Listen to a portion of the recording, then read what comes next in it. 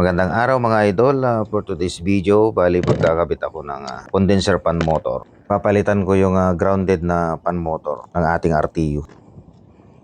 Bali i-check muna natin itong ikakabit natin. Bali ito pala guys ay pina-rewind ko na ito dati nung last year.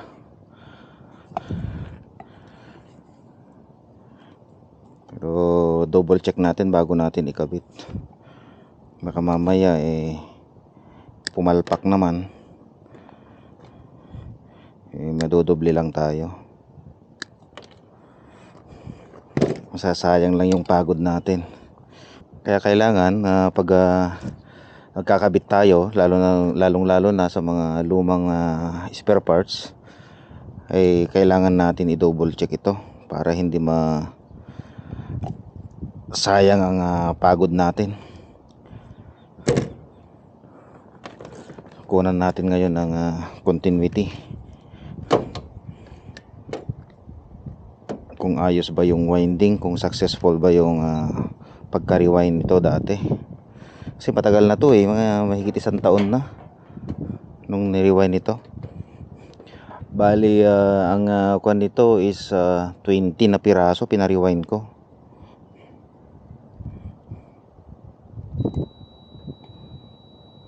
.3.2 bali ayos naman ang kuan resistance ng bawat lead nito. I-check natin yung body ground, kung grounded ba siya o hindi.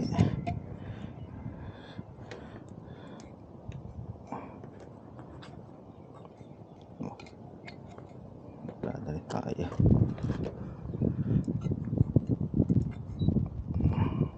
Sobrang kalawang na rin hindi na rin nare-reading yung kanya.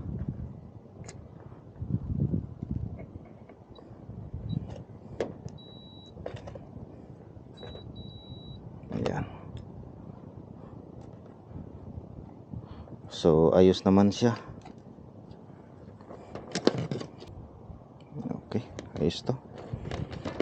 So tanggalin natin yung kandon sa taas.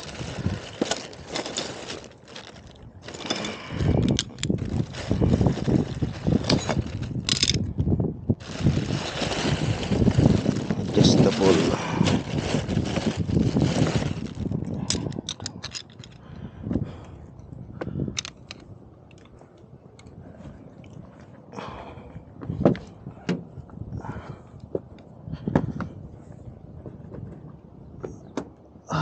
Ito na ang kabuuan ng Riyadh. Tatanaw na guys. Yan.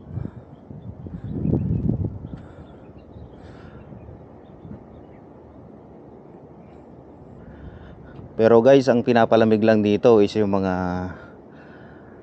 vintage car.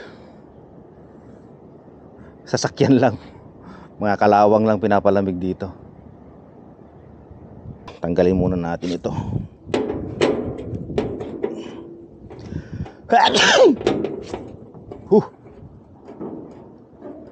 Parang hindi ata maganda yung alikabok na nalanghap ko.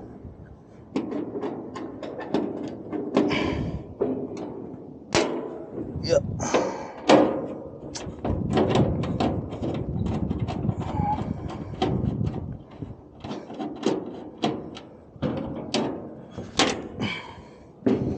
Bali ito yung tinatanggal ko pala guys, yung grounded na condenser fan motor. Bali 1 horsepower pala ito, 3 phase. 3 phase 220.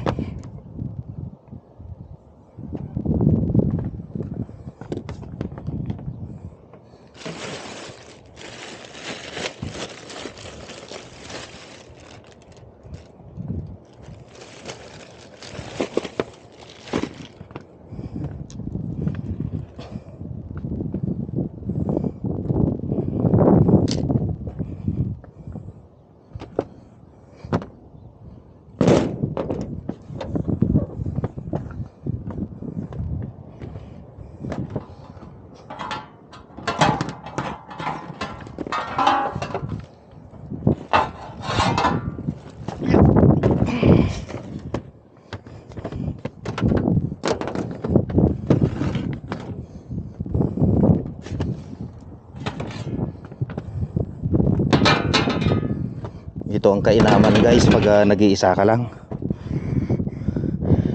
Utusan mo sarili mo. Ayan. Kung may nakalimutan kang tools mo dun sa baba, utusan mo na lang sarili mo.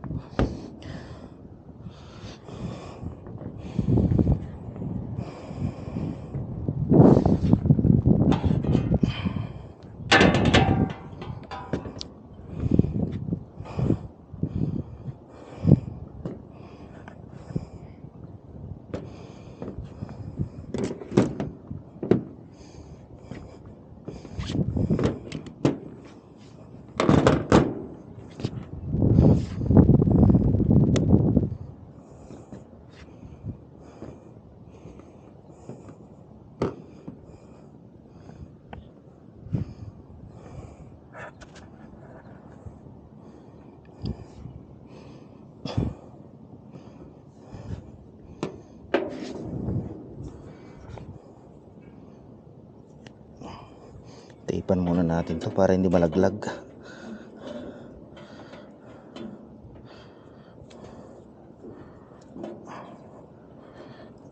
Kasi puputulin natin tong linya niya.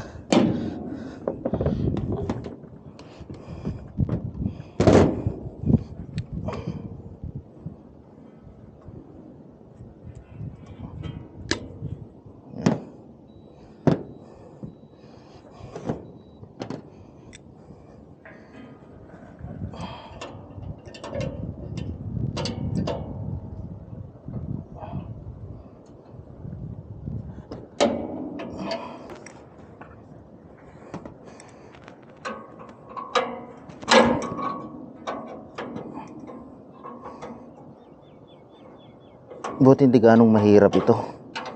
Talagang pang isang tao lang na pag ini-install ito. Luwagan lang ito. Itong mga tornilyo niya ayos na. Pwede nang hugutin. Hindi gaya ng ibang modelo na talagang hindi kaya mag-isa. Kailangan talaga yung may hawak.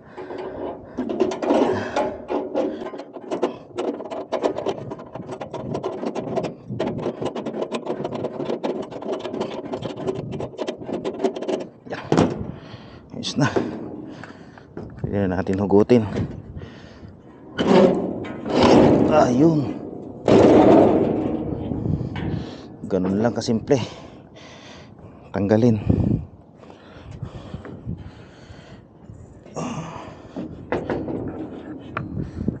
Ito parang naglalaro lang tayo dito. Pampalipas oras.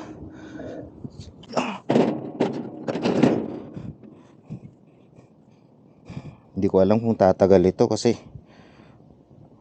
wala na rin yung cover niya para sa tubig pag umuulan, yung rain cover niya.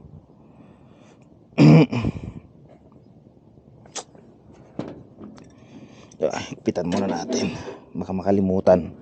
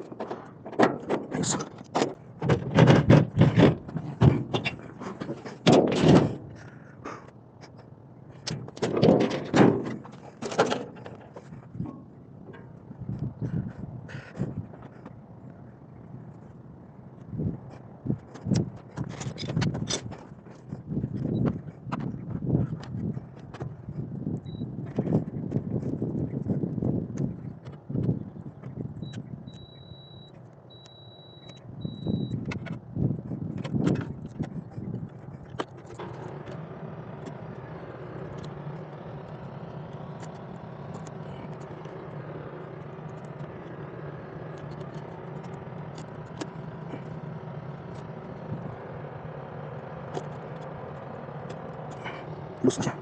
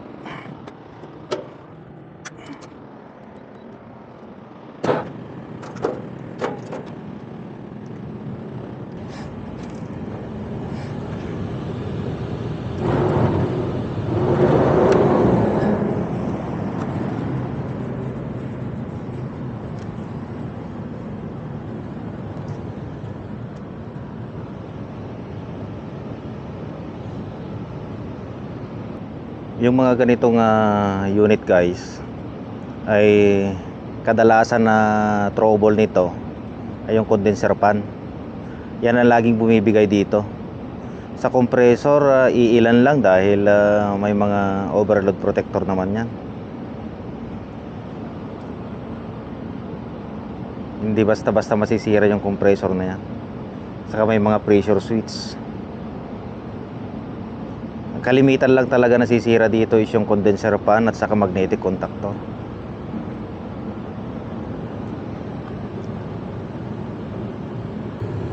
Ganito lang kasimple guys ang control nito. May dalawang circuit board para sa stage 1, 2, and 3. Ayan, gumana na yung stage 1 nya. Titingnan natin kung anong compressor.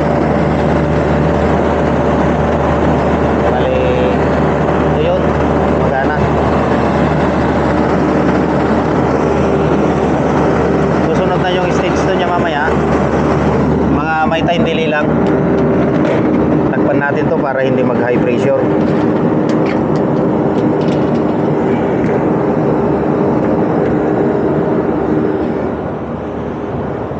Bali stage 1 pa lang ang gumana. So check natin kung ilang amperahe itong stage 1 nya.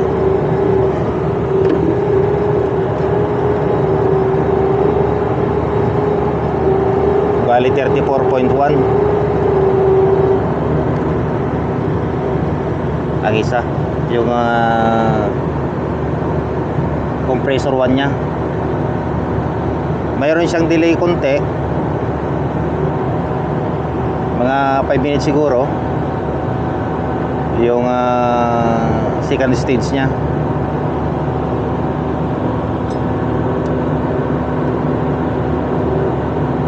So yung fan motor nya is 3.6 amperes. Hanggang dito na lang guys. Thank you for watching.